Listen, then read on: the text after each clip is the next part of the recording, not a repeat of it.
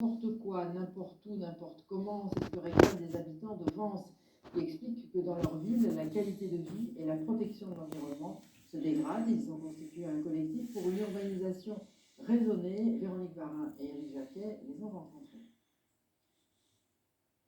Plus lanceur d'alerte que protestataire, la revendication pacifique du collectif à l'origine de cette mobilisation est en effet de réclamer une urbanisation raisonnée, pensée, respectueuse des humains et de leur environnement, souhait partagé par de nombreux habitants de plus en plus inquiets.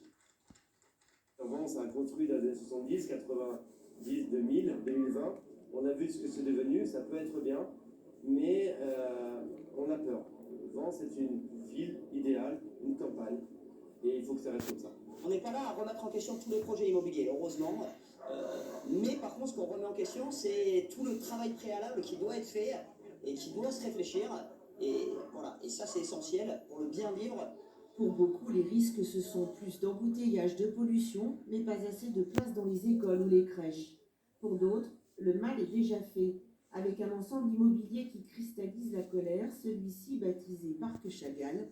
Déjà plus de 200 logements construits en plein centre-ville, avec une deuxième tranche à venir.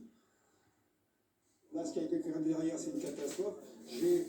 J'habite derrière un immeuble qui a été construit dans les années 66, il est plus joli que celui qui a été fait là maintenant. C'est archi triste, on appelait ça Vence la jolie, maintenant c'est Vence la dégueulasse. Hein.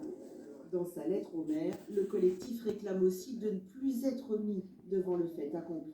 Ce qui est insupportable pour la population, c'est de ne pas être concerté avant que des permis de construire soient commencés à être instruits, avant évidemment qu'il y ait des constructions, avant qu'il y ait des aménagements. Et le collectif veillera à obtenir